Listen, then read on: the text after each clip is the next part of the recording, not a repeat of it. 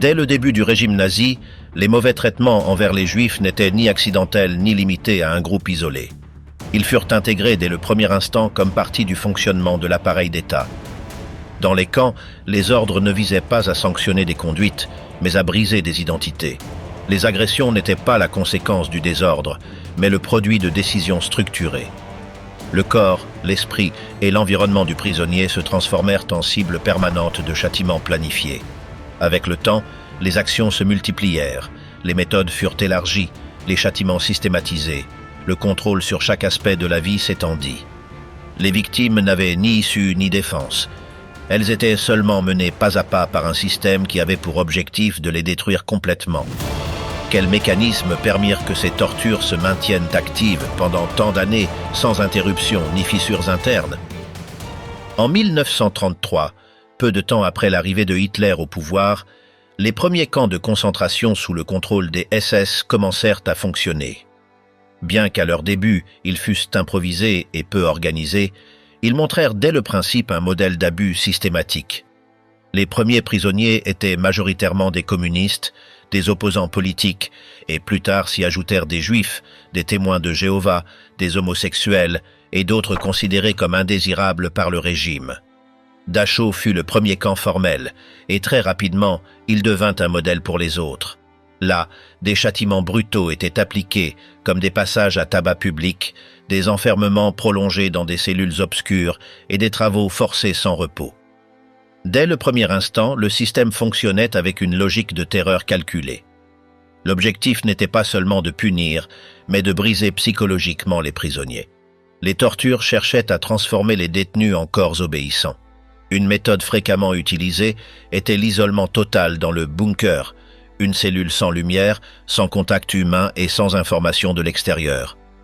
Beaucoup de prisonniers perdèrent la raison après quelques jours. D'autres étaient poussés au suicide. Ce n'étaient pas des morts spontanées, mais provoquées par les conditions extrêmes, les menaces constantes et le chantage émotionnel. Certains gardiens préparaient même le scénario pour simuler que le prisonnier s'était ôté la vie de son propre chef. Les Juifs, bien qu'au début ils ne fussent pas la majorité dans les KL, faisaient déjà face à une hostilité marquée. Les tâches les plus épuisantes leur étaient imposées, leur nourriture était encore plus réduite et ils étaient agressés plus fréquemment. La discrimination au sein du système de punition lui-même était visible dès les premières années. Dans de nombreux cas, les coups étaient donnés devant d'autres prisonniers comme avertissement. Il n'existait aucune limite. Certains étaient battus jusqu'à perdre connaissance et ensuite forcés de se lever pour continuer à recevoir des coups. D'autres étaient attachés dans des positions de stress pendant des heures.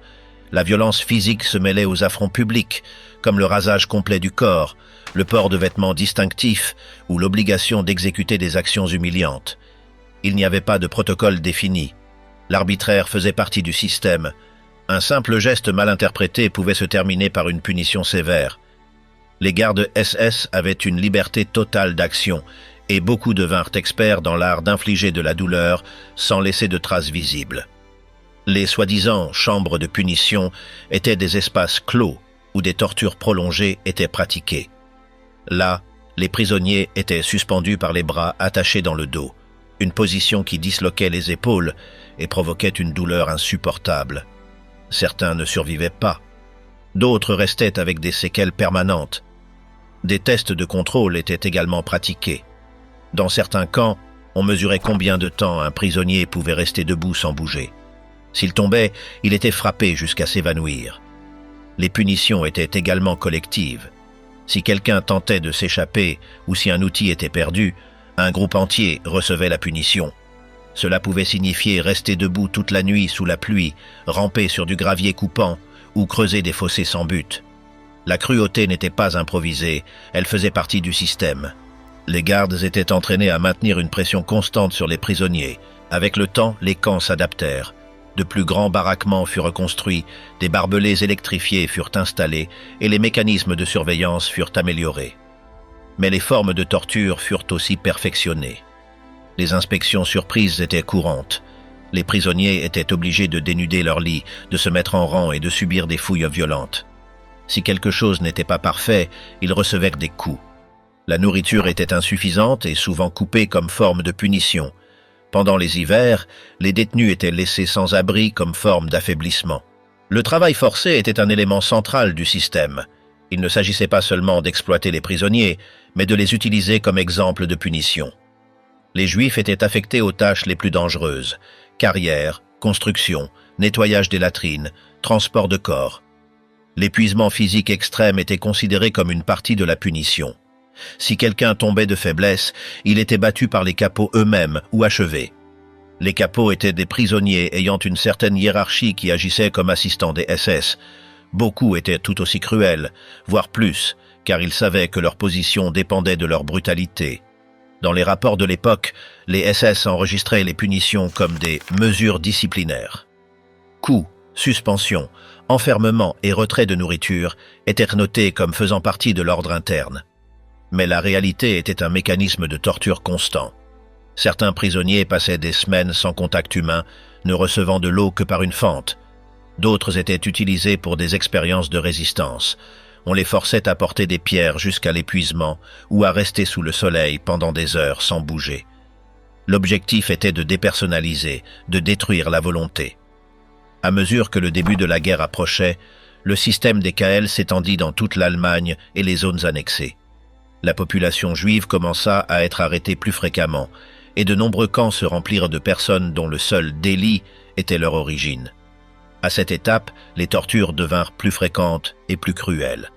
Les exécutions à titre de punition commencèrent à être appliquées dans certains camps. Les prisonniers étaient conduits dans la cour et fusillés devant tout le monde. Parfois, d'autres détenus étaient obligés de transporter les corps ou de creuser les fosses. Les rapports officiels tentèrent de maintenir une apparence de légalité, mais au sein du système, tout était opaque. Il n'y avait pas de contrôles externes et les gardes agissaient sans crainte de sanctions. Si quelqu'un mourait des coups, c'était enregistré comme un suicide ou une mort naturelle. Les familles recevaient des télégrammes froids, sans explication. L'impunité totale permit que les tortures augmentent. Chaque camp avait ses propres variantes, mais tous partagèrent le principe de briser l'individu. Dans de nombreux cas, les Juifs étaient utilisés comme cible d'entraînement. De nouveaux gardes pratiquaient des coups, des inspections, des fouilles et des formations avec eux. Si quelqu'un répondait du regard, cela suffisait pour recevoir une séance de punition. Il était interdit de parler, de regarder ou de demander des explications. Le silence et la soumission étaient obligatoires. Dans certains baraquements, des règles écrites détaillant comment se comporter étaient affichées. Mais toute action était un motif de sanction. La peur était permanente. Avant le début de la guerre totale, le système de torture était déjà consolidé. Il n'était pas nécessaire qu'il y ait une raison formelle. Il suffisait qu'un garde le décide. Chaque jour était une menace constante pour les Juifs détenus. Il n'y avait pas d'échappatoire, pas de protection et pas de témoins. Ce qui se passait à l'intérieur des camps restait enfoui sous le silence et les murs. La torture devint une routine, un outil de contrôle et une partie essentielle du système KL. Avec le début de la guerre en septembre 1939, le système des camps de concentration est entré dans une nouvelle phase. L'invasion de la Pologne a provoqué une vague d'arrestations massives et les camps ont commencé à se remplir rapidement.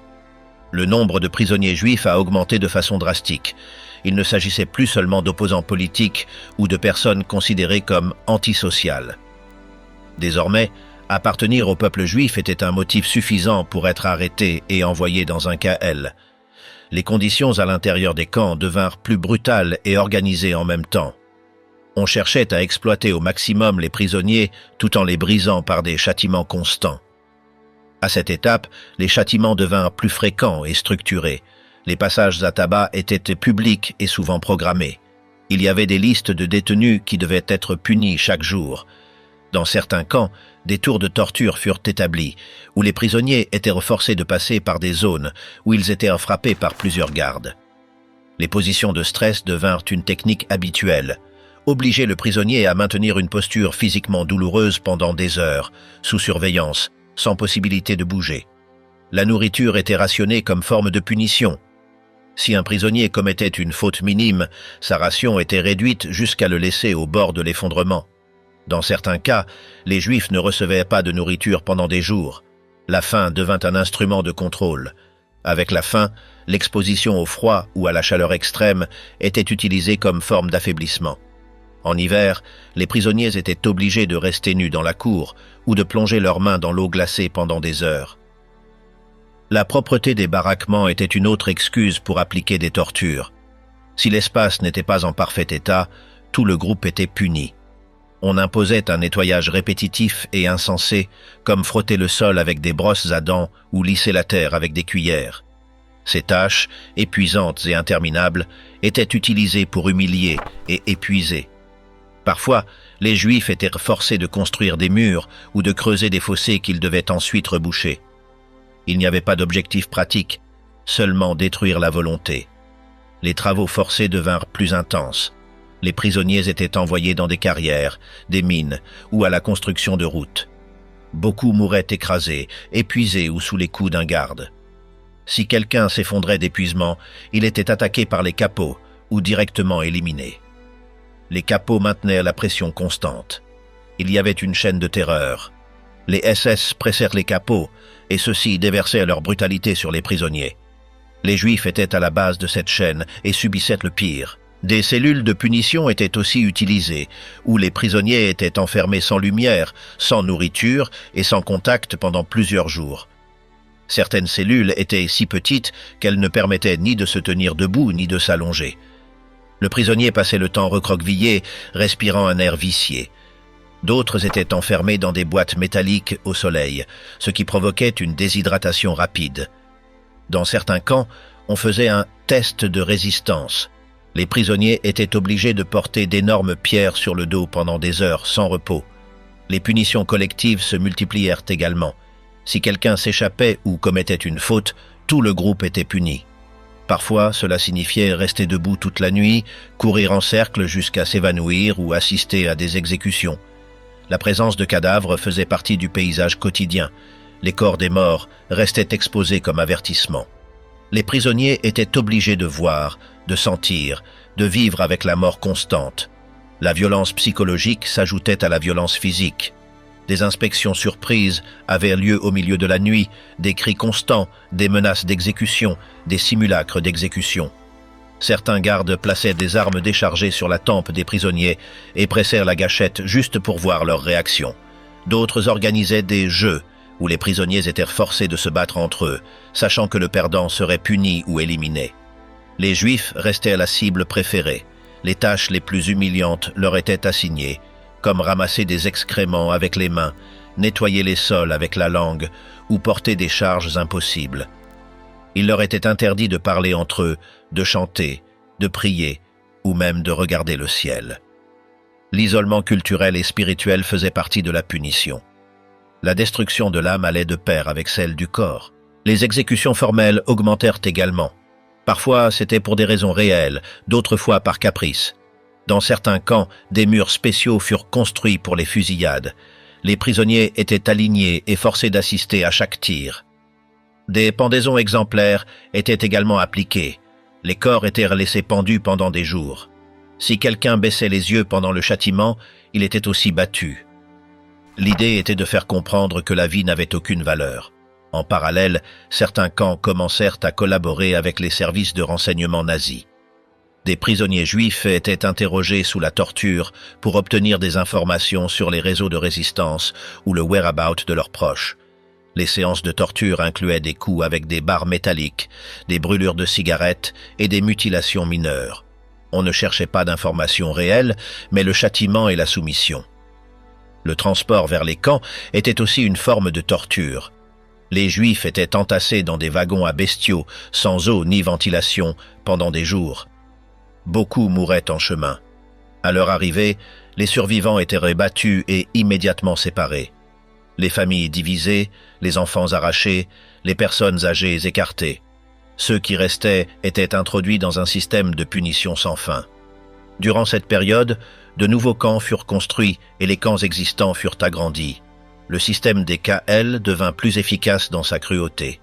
Les routines étaient conçues pour épuiser le prisonnier sans le tuer complètement, bien que beaucoup mourussent en chemin. Des calendriers de punition étaient utilisés, où chaque jour une forme différente était appliquée. Coups, faim, isolement, travaux extrêmes, humiliation. Il n'y avait pas de repos. Les gardes SS étaient entraînés aux techniques de torture. On leur apprenait à frapper sans laisser de marques visibles, à causer un maximum de douleur avec un minimum d'effort. Les nouveaux officiers s'entraînaient avec de vrais prisonniers. Certains camps utilisaient les Juifs les plus affaiblis comme matériel d'instruction. Personne ne remettait en question ces actes. La hiérarchie protégeait les responsables et encourageait la compétition entre les plus cruels. Des cas documentés font état de l'utilisation de chiens entraînés pour attaquer les prisonniers. Les animaux étaient lâchés sur les détenus sans avertissement. Les morsures visaient des zones sensibles. Les cris étaient ignorés. Si le prisonnier survivait, il conservait des blessures permanentes. S'il mourait, il était retiré et remplacé.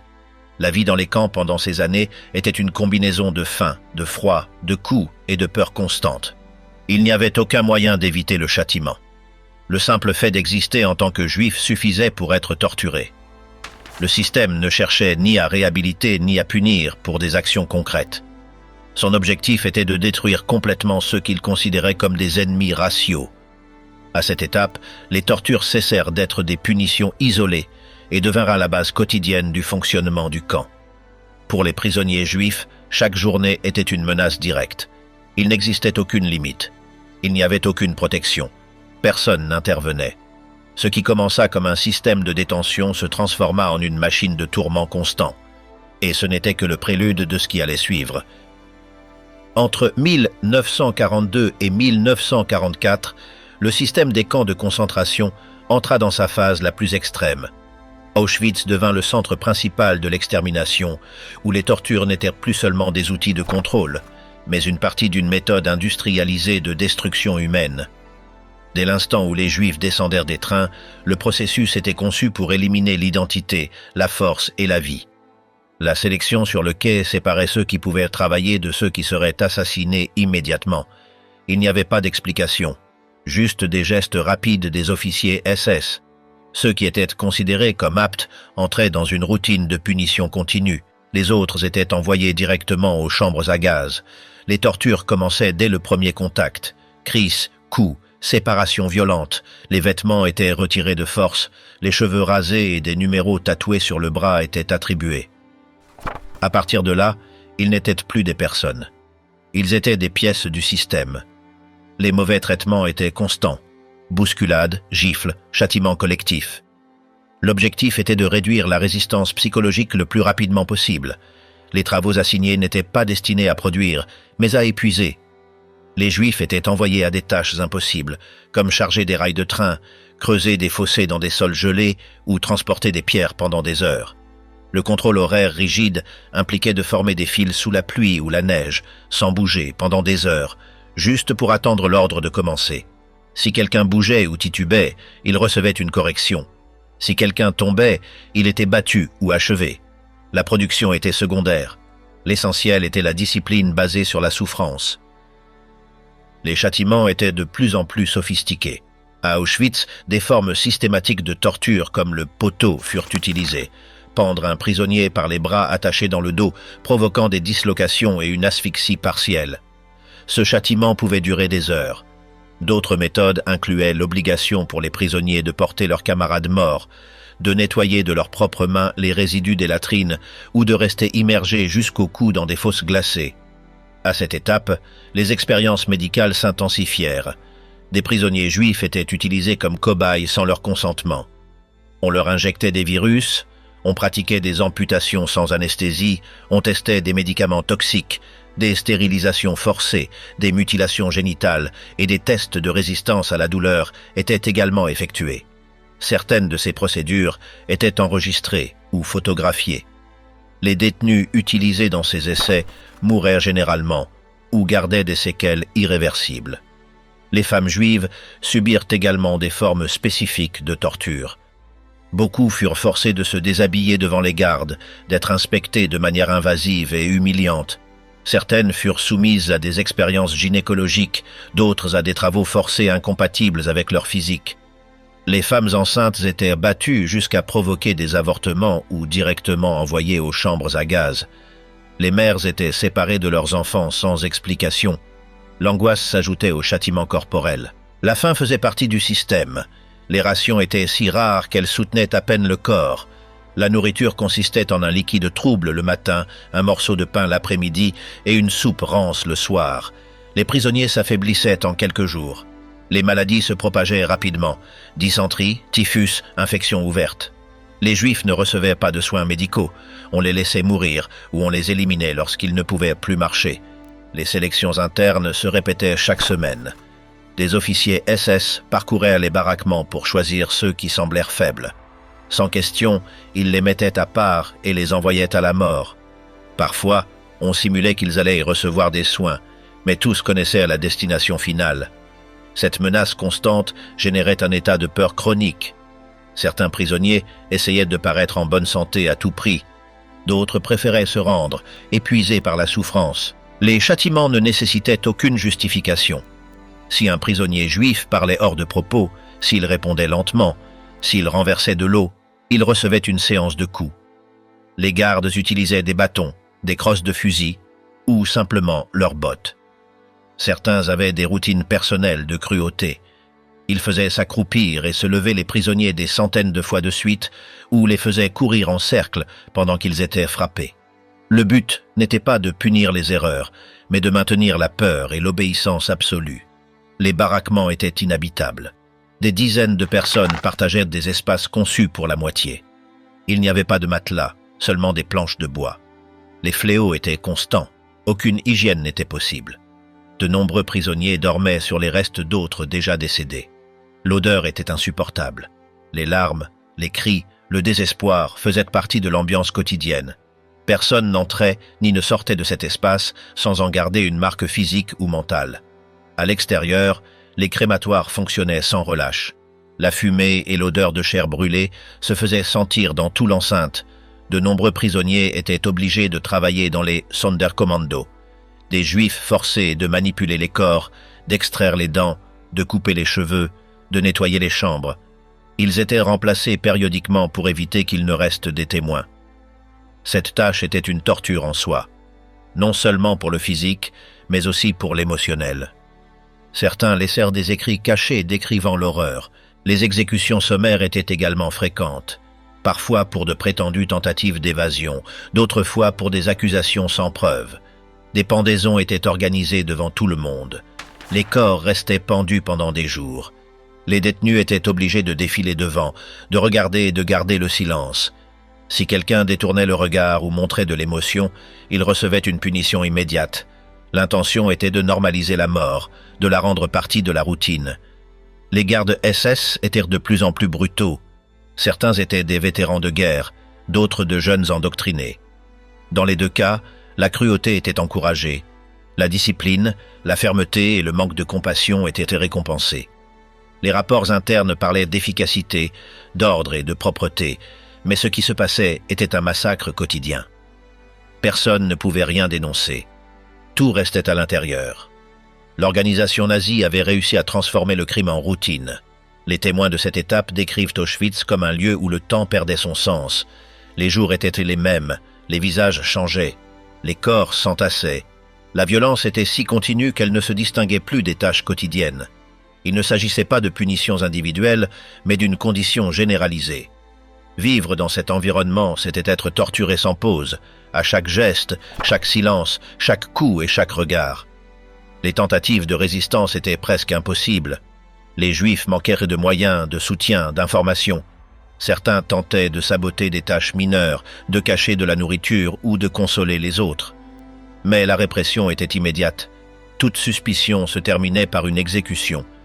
Beaucoup se contentaient de s'enfermer dans leur propre silence pour survivre un jour de plus. Le système d'Auschwitz était efficace, mécanique et impitoyable. Les tortures faisaient partie de chaque étape. Du moment de l'arrivée jusqu'à la fin, il n'y avait pas de trêve. Chaque espace, chaque routine, chaque norme était conçue pour déshumaniser. Entre 1942 et 1944, des centaines de milliers de Juifs passèrent par ces installations. La grande majorité n'en sortit pas vivante. Ceux qui survécurent le firent en portant des marques qui ne disparurent jamais. Cette période marqua le point culminant du système de torture nazi contre les Juifs. Il ne s'agissait plus de punition pour des actions. C'était l'existence même qui était punie. Chaque jour était une condamnation, chaque heure une menace, chaque geste une preuve de survie. Et la fin était toujours proche, sous forme de chambres à gaz, de balles, de maladies ou d'épuisement. La douleur était la norme, la mort la sortie la plus courante. De la fin de 1944 jusqu'au premier mois de 1945, le système des camps entra dans sa phase finale. L'avancée de l'armée rouge força les nazis à évacuer bon nombre de leurs centres d'extermination. Cette retraite ne fut ni ordonnée ni planifiée avec précision. Elle fut chaotique, violente et accélérée. À mesure que les Alliés approchaient, les camps furent vidés de force et des milliers de Juifs furent obligés de marcher sur des dizaines de kilomètres en plein hiver. Ces marches sont connues sous le nom de « marche de la mort ». Durant celle-ci, la faim, le froid et les tirs étaient constants. Ceux qui tombaient étaient exécutés, ceux qui se plaignaient également. Durant cette dernière période, les conditions dans les camps qui restaient actifs se détériorèrent de façon brutale. Les rations de nourriture disparurent presque complètement. L'eau était rare, les maladies se propageaient sans contrôle et les corps sans vie s'accumulaient dans chaque recoin. Il n'y avait plus d'espace pour les enterrer ni pour les déplacer. Dans les baraquements, les survivants partageaient les couchettes avec les morts. Certains détenus se nourrissaient de restes trouvés dans les ordures ou du cuir de leurs chaussures bouillies. La surveillance se relâcha à certains endroits, mais cela ne signifia pas moins de violence. Au contraire, les gardes agissaient sans règle. Les exécutions étaient improvisées. Les prisonniers étaient battus sans motif, utilisés comme objet de défoulement ou assassinés par pur caprice. Certains furent enfermés dans des baraquements scellés, sans nourriture ni issue, et laissés à mourir lentement.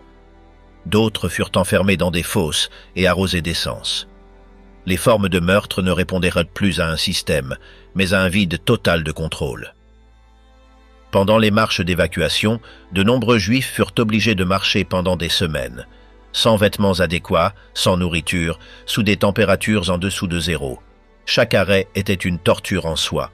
Des vérifications rapides étaient effectuées, les retardataires étaient exécutés, les malades étaient laissés derrière. Certains étaient utilisés comme boucliers humains, d'autres comme porteurs de munitions ou d'armes. Ceux qui tentaient de s'échapper étaient fusillés immédiatement. Les routes étaient jalonnées de corps abandonnés dans la neige.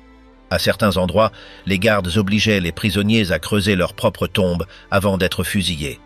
Dans d'autres, des groupes entiers étaient enfermés dans des granges ou des entrepôts et incendiés. Ceux qui réussissaient à survivre aux flammes étaient achevés par balles. Les témoins qui vécurent cette étape décrivent des scènes d'horreur absolue, sans aucune logique ni justification. La cruauté était totale. Le seul objectif était d'éliminer le plus grand nombre possible de Juifs avant l'arrivée des libérateurs. À mesure que les troupes soviétiques libérèrent les premiers camps, elles découvraient des scènes indescriptibles. Des corps empilés, des fosses communes ouvertes, des baraquements infestés de maladies et une poignée de survivants à peine conscients. Beaucoup ne pouvaient pas parler, d'autres ne faisaient que répéter les noms de leurs proches. Dans ces derniers jours, certains gardes s'échappèrent, mais d'autres restèrent et continuèrent de torturer jusqu'au dernier moment.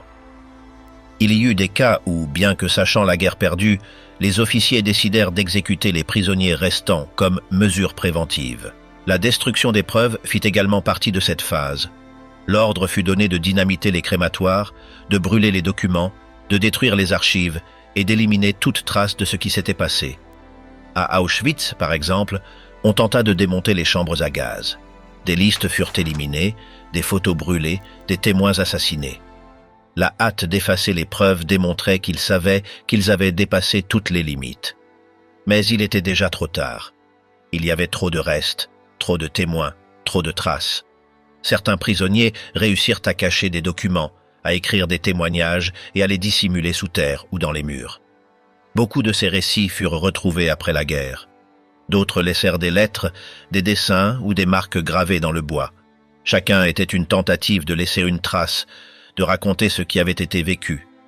Dans les derniers jours, il y eut ceux qui savaient qu'ils ne sortirent pas vivants, mais qui voulurent laisser au moins une phrase, une date, un nom. Les quelques-uns qui survécurent à ces marches ou au camp jusqu'au dernier jour le firent avec le corps et l'esprit complètement brisés. Le poids de ce qui avait été vécu ne les quitta jamais. Les tortures de cette phase finale ne furent pas moins cruelles. Elles furent seulement plus désespérées. Elles ne répondirent plus à une structure, mais à un mélange de haine, de peur et d'abandon. On ne cherchait plus l'efficacité, mais le dommage direct. Il n'y avait plus de discipline, seulement du sadisme. Dans certains cas, les gardes se déguisaient en prisonniers pour s'échapper. D'autres se rendaient, arguant de l'obéissance due. Mais chez les détenus, les marques restaient. Cicatrices, os brisés, mutilations, infections avancées. Beaucoup ne pouvaient ni marcher, ni se débrouiller seuls. La douleur avait été si continue qu'elle faisait désormais partie de l'existence même. Vivre, c'était souffrir. Survivre, une punition prolongée. Dans les camps libérés, les équipes médicales alliées tentaient de soigner les prisonniers. Beaucoup moururent dans les premiers jours de malnutrition aiguë ou d'infections non traitées. D'autres ne supportèrent pas le changement soudain et s'effondrèrent mentalement. Il ne s'agissait pas seulement de guérir le corps, mais d'affronter la destruction interne causée par des années de torture continue. Il n'y avait pas de mots suffisants pour décrire ce qui avait été vécu. Certains tentèrent de raconter, d'autres préféraient le silence. Le système de torture nazi atteignit sa limite durant ces derniers mois.